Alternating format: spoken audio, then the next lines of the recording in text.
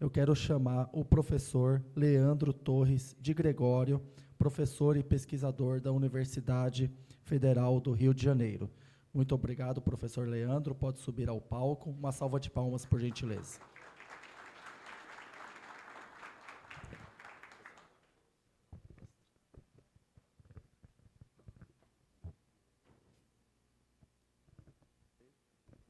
Bom dia a todos e todas.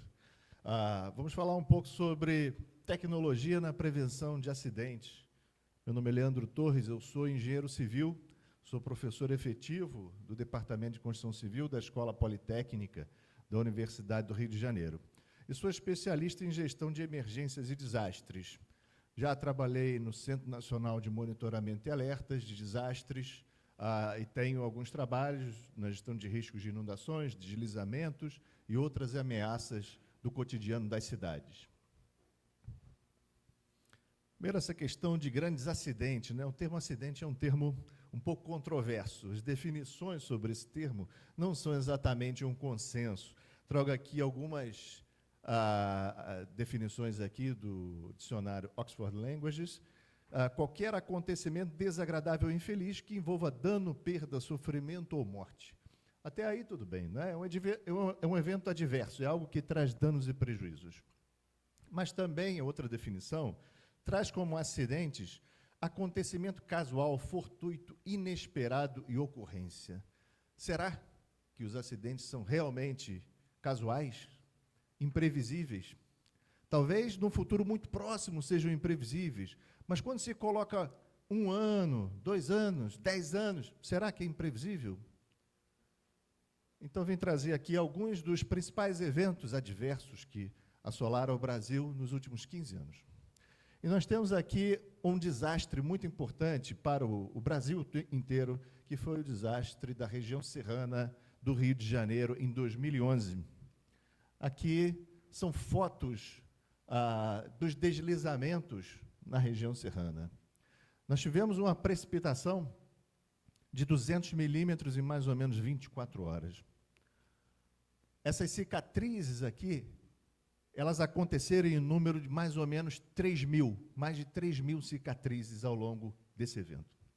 Aqui nós já podemos ver, possivelmente na cidade de Petrópolis, um outro tipo de evento. O aumento do nível dos rios, mas com uma velocidade muito grande. A região serrana, por ser um vale muito encaixado, a velocidade da água é muito alta. Então, eventos adquirem uma força muito grande, uma energia muito grande. É o que chamamos de flash floods, ou enxurradas, ou inundações bruscas, ok? E aqui nós temos um outro tipo de processo. Eu não sei se dá para vocês perceberem, mas isso aqui são blocos de pedra. Blocos de pedra que preencheram completamente o vale. Esse tipo de processo físico é chamado de corrida de detritos, ou fluxo de detritos, ok?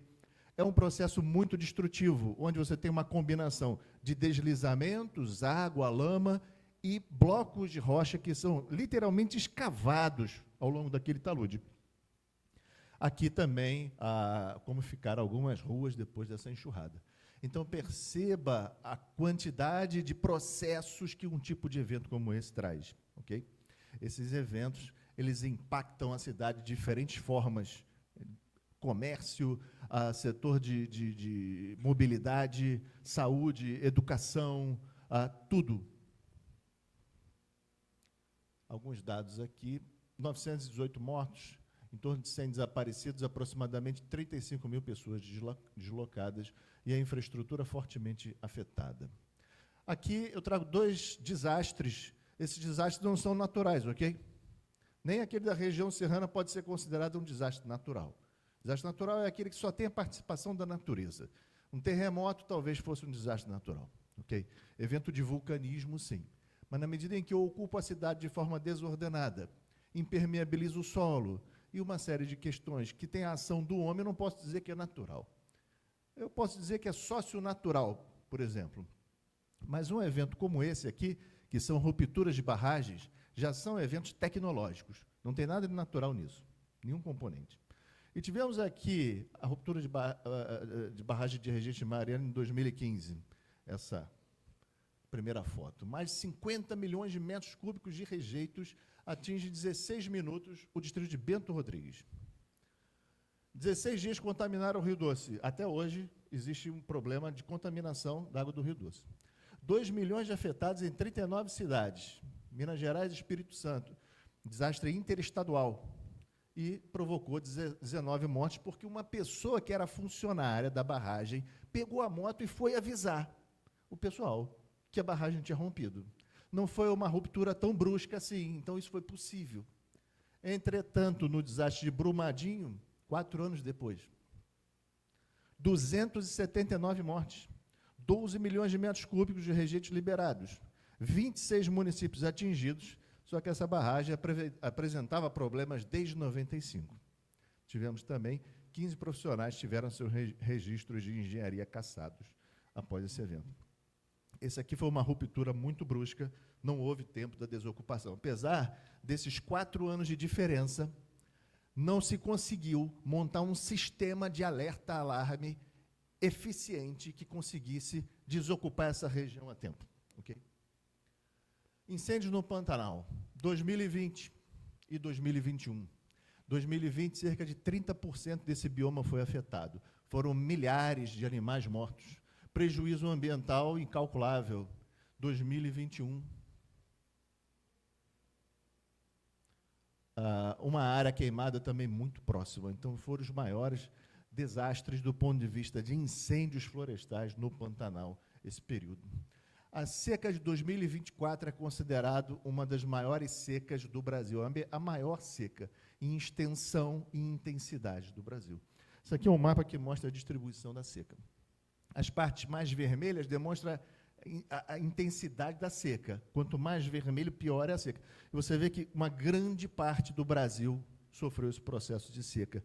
Isso aqui é o Rio Amazonas, seca do Rio Amazonas. Ok? Olha aqui, o recuo dessa região.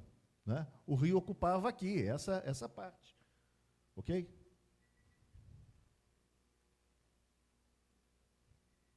E inundações em Porto Alegre em 2024, como todos se lembram muito bem. Só recordando, isso aqui, que é uma pequena linha branquinha de fora, é o dique, ok? O dique, que separa o Lago Guaíba aqui da parte de dentro de Porto Alegre. Houve uma precipitação muito intensa, mas muitas falhas na infraestrutura que proporcionaram também isso. A água não entrou por cima do dique.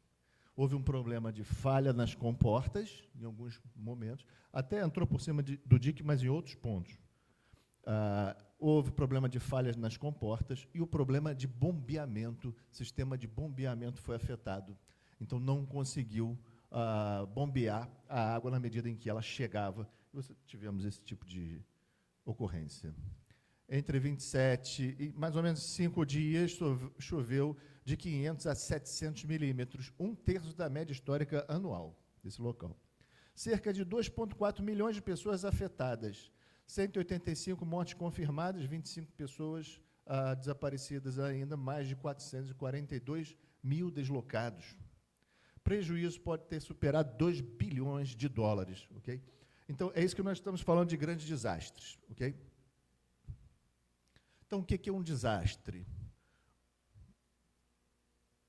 O desastre, o termo desastre, ele se refere aos danos e prejuízos. Quando eu falo, aconteceu um desastre muito grande, eu quero dizer, os danos e prejuízos daquele evento adverso que ele provocou foram muito grandes. Okay? Então, a inundação, propriamente dita, ela não é um desastre. Porque se acontecesse uma inundação numa área que não está ocupada, não teria danos e prejuízos de um ponto de vista do sistema social afetado. Okay? Então, um desastre acontece quando uma ameaça, como, por exemplo, uma inundação, encontra um sistema socioeconômico que está exposto a essa ameaça, que é vulnerável a essa ameaça. Okay? Então, um desastre acontece quando existe essa combinação de fatores. E a resposta, a capacidade de resposta desse sistema, ela é completamente suplantada pela magnitude do desastre. Isso aqui é mais ou menos o ciclo de um desastre. Eu tenho aqui uma situação de normalidade, essa magnitude aqui seria a magnitude do esforço, de proteção e defesa civil da cidade, por exemplo. E você tem uma condição de normalidade, você pode ter alertas, receber alertas, e o nível de mobilização aumenta. Às vezes não acontece nada, é um falso alerta. Se esse alerta se confirmar, você tem, em algum momento, o impacto do desastre. Depois desse impacto, você tem um período chamado de rescaldo, o tempo de rescaldo, e começa a administrar aquela emergência com intervenções e recupera o sistema para melhor. Não adianta restituir o sistema do jeito que ele era antes. Eu tenho que aumentar a resiliência do sistema, fazer ele melhor, mais resiliente, ok? Então, para administrar esse problema, existe um arcabouço de conhecimentos, que é o que chamamos de gestão de riscos, ok? O que é o risco? O risco é aquela combinação das três coisas que nós falamos aqui. Do perigo, que é uma medida da ameaça, propriamente dito, seria a agressividade da inundação, a agressividade do deslizamento, a agressividade da chuva, a agressividade do incêndio florestal. A vulnerabilidade, que é uma propriedade do sistema exposto, ou seja, aquele sistema, aquelas pessoas, aquelas empresas, aquela economia, quando recebe o contato ou quando é impactada pelo perigo, ela pode vir a desenvolver danos e prejuízos. E a exposição, quer dizer, aqueles elementos receptores têm que estar na linha de frente do perigo, da ameaça, ok? Então, se eu quero reduzir o risco, eu basicamente faço isso de três maneiras. Eu posso reduzir o perigo, eu posso reduzir a inundação, eu posso, por exemplo, fazer diques, fazer outras medidas, criar cidades permeáveis, cidades esponja, que vão reduzir a inundação. Eu posso reduzir a vulnerabilidade, eu posso trabalhar aquela população, eu posso ter sistemas de alerta, eu posso ter uma série de coisas, e eu posso reduzir a exposição. Ou seja, na hora que acontece um problema, ou muito próximo, pessoal, sai daí e vai para um lugar seguro, ok? Então, isso é forma de reduzir o risco de última hora, vamos colocar assim. Esse arcabouço aqui é chamado de gestão integral do risco. Ele não atua só no momento iminente da ameaça, ele também atua antes. Então, é o que chamamos de prevenção. Prevenção é você atuar para evitar que o risco se instale. Ele não está instalado, você evita que ele se instale. Não existem pessoas morando em local perigoso nessa situação. Você impede que elas morem, por exemplo, por meio de um regulamento de uso e ocupação do solo que leve em consideração as áreas problemáticas, ok? A mitigação é a redução. Quando o risco já está instalado, não tem jeito. A única solução é reduzi-lo. Vou pular aqui para a resposta. A resposta é como a emergência é administrada. Essa administração da emergência, ela tem que ser feita por cenários. O planejamento precisa ser feito por cenários. Naquele desastre de 2011 da região serrana, que foi um divisor de águas no Brasil, de um ponto de vista de gestão de riscos, a Lei 12.608, que é a Política Nacional de Proteção e Defesa Civil, ela foi criada a partir desse desastre, em 2012. Então, foi um divisor de águas. Mas vocês acham que não existia um plano de contingência? Em 2011, existia esse plano de contingência, só que não para aquele cenário, entende? Então, o cenário de agressividade, o cenário de risco, ele afeta completamente o planejamento da emergência, ok? E a recuperação resiliente, que é você recuperar para melhor. A preparação nada mais é do que preparar as instituições, infraestrutura, equipamentos, recursos humanos, orçamento, para que tudo isso funcione a contento. E no Brasil nós temos ainda um elemento a mais, que é chamado Pacto Federativo, ok? Então, os municípios, estados e governo federal, eles têm, pela Política Nacional de Proteção e Defesa Civil, um dever constitucional de atuar de forma integrada. A responsabilidade de proteção do cidadão é uma responsabilidade desses três entes, entende? Não é só do município, não é só do governo do estado, não é só do governo federal. Então, esses três entes são solidariamente responsáveis, ok? Opa, passei aqui.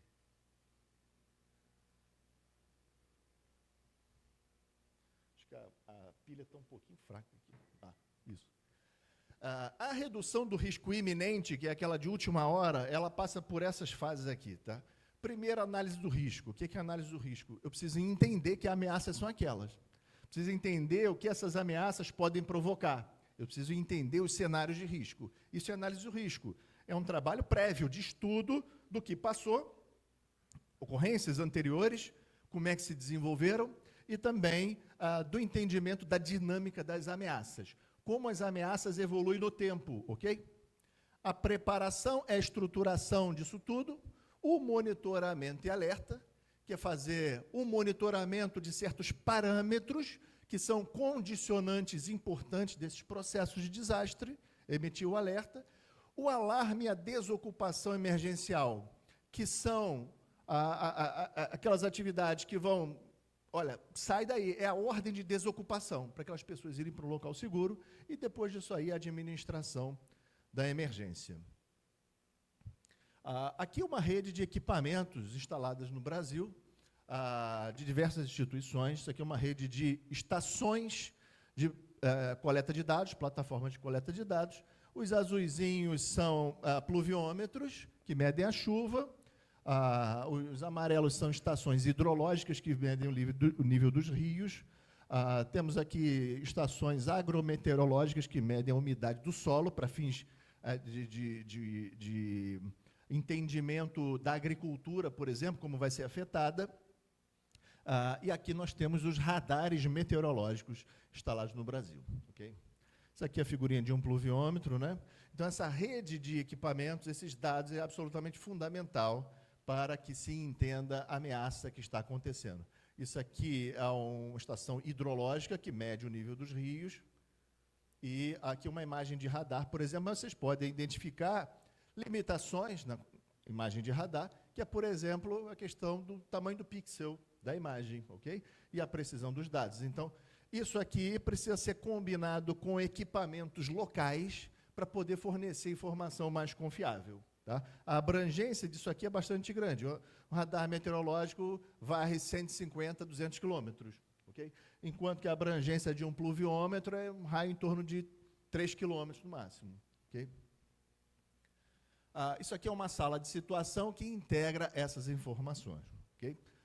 Isso aqui é uma sala que era no Semadem de Cachoeira Paulista, hoje é em São José dos Campos, e você tem aqui a integração de imagens meteorológicas, de satélites, com dados de pluviômetros, dados de radares, só que você precisa entender esses dados, não adianta só dado, ok? Entender que valor de chuva pode provocar tal fenômeno, onde, em algum lugar, aquele valor de chuva não provoca o fenômeno, em outros provoca. Então, não é só a chuva, ok? É como a chuva se desenvolve nas localidades. Esse é o ponto principal de análise. Okay? A transformação digital urbana e para a redução de acidentes. Então, vou entrar aqui em alguns pontos, vou ter que dar uma acelerada. Em relação a sistemas urbanos, né, que é essencialmente o que nós tratamos aqui. Uma cidade é um conjunto de sistemas, ou seja, é um sistema de sistemas. Tem um sistema de mobilidade, tem um sistema de saúde, tem um sistema de educação, tem um sistema empresarial, tem um sistema econômico, enfim, tem uma série de sistemas diferentes que interagem. Tá? Aqui, por exemplo, uma métrica de desempenho que mostra o fator de atratividade da capital, né, em relação a outras cidades da região. Cada pontinho desse aqui representa uma cidade. E quanto maior, representa a importância daquela cidade para aquela região. Como essa cidade influencia e é influenciada pelas outras. Aqui nós temos uma ilustração de como a cidade, né, aqueles dados, um monte de dados que são gerados no espaço, diferentes dados de diferentes disciplinas, ao longo do tempo eles vão evoluindo e necessitam de serem tratados e entendidos. Bom, há pouco mais de um mês foi publicada uma portaria do governo federal, okay? Que é a portaria número 1012, de 4 de setembro de 2025. Ela trata sobre as diretrizes para a elaboração das estratégias municipais para a transformação digital urbana, ok? Então, na verdade, os municípios deverão se alinhar a essa portaria para poder desenhar os seus sistemas de transformação digital. Essa é a ideia da portaria. Tá? Implementação de instrumentos, elementos e soluções tecnológicas, tem que estar alinhado com uma série de outros instrumentos, como, por exemplo, o Estatuto da Cidade, a Carta Brasileira para Cidades Inteligentes, Estratégia Brasileira de Transformação Digital, Plano Nacional de Internet das Coisas e a Estratégia Nacional de Governo Digital. Okay? Essa apresentação autoriza disponibilizar para quem quiser depois. Tá? A segurança da informação é um elemento principal das cidades. Então, o que o governo federal está buscando fazer? Criar uma infraestrutura de transformação digital das cidades. Incentivar, induzir essa transformação digital. E esse é um instrumento muito importante. Okay? É uma abordagem multissistêmica desse instrumento. Quais sistemas que são abordados nele? Sistemas para mobilidade urbana, iluminação pública, informações sobre poluentes e balneabilidade, monitoramento para previsão de desastres, reconhecimento facial e veicular, geolocalização de equipamentos públicos, ok? Equipamentos públicos aqui são tanto infraestrutura das concessionárias, como escolas, hospitais, outros equipamentos de uso público. Redes de acesso público à internet, controle integrado e infraestrutura de comunicação, e outros serviços que possam ser integrados por meio de tecnologias de informação, da informação e comunicação, ok? Tem alguns elementos mais específicos aqui, não vou entrar em detalhes, só vou dar uma passada bastante ampla aqui, em relação a sistemas de mobilidade urbana, não é? Que a Dataprom tem aí um trabalho de excelência nessa área. Sensores conectados a equipamentos urbanos, sensores de tráfego semafórico, de iluminação das vias públicas, geolocalização dos veículos, infrações de trânsito, condições das vias, pontos inteligentes, por exemplo, que permitam aquela pessoa que está numa situação no transporte público ou no ponto de ônibus, uma situação insegura, ela aciona um botão de segurança, ok? Drones conectados para monitoramento do tráfego, congestionamentos, aplicativos para abertura de ocorrências, equipamentos para infra de informações, né, Big Data e Data Analytics, no sentido de otimizar rotas, etc. Então, sistemas, sensores, enfim, todo tipo de dispositivo está sendo previsto aqui nessa portaria. Okay? Na parte de desastres naturais, você tem equipamentos como pluviômetro, sensores de umidade do solo, estações meteorológicas com temperatura, umidade, pressão, etc. Mecanismos de integração com sistemas de alerta e difusão dessas informações. Na parte de geolocalização dos equipamentos públicos, é basicamente você ter toda aquela cidade geolocalizada, georreferenciada em um sistema SIG, okay? De informações geográficas. Sistemas de acesso público à internet, fibra ótica para poder suportar isso, enlaces de radiocomunicação para transmissão de dados entre equipamentos, por quê? Aquele pluviômetro lá da chuva que eu preciso para saber quando vai ter o desastre, ok? Quando chove forte, o primeiro sinal que sai do ar é ele. Transmissão é por GPRS, sinal de GPRMS, GSM, ok? É por meio desse tipo de sinal. Então, eles caem, eles desaparecem do sistema quando chove forte. Justamente a informação que eu mais preciso no monitoramento. Tá? Então, radiocomunicação é importante. No final das contas, tudo isso precisa o quê? De ser integrado por meio de um centro de operações. Okay? Então, nós temos aqui centros de operações, centros integrados de comando e controle, centros de processamento de dados locais, grandes bancos de dados, data lakes nas cidades. Okay? E aqui o artigo 6º dá um destaque a essa parte ambiental. Ela fala, as cidades que sofrem com desastres socionaturais deverão priorizar essa parte na hora de iniciar suas políticas de transformação digital. Então, existe um grande mercado se abrindo nesse ecossistema, ok? O objetivo é criar um sistema integrado de administração da cidade ao longo do tempo, onde você vai ter diferentes áreas da cidade sendo administradas, compreendidas em tempo real e antecipadas os problemas, mas para isso você precisa de sensores, de sistemas e de analistas. Esse tripé é absolutamente fundamental. Ok? Então, o recado que eu vim trazer é: sua organização está preparada para esse desafio, para essa oportunidade? Eu acho que é uma grande oportunidade, né? Então, precisamos refletir sobre isso e tomar nossas providências. Então, aqui, meus contatos, que eu puder ser útil, terei muito prazer. Muito obrigado pela atenção de todos e todas.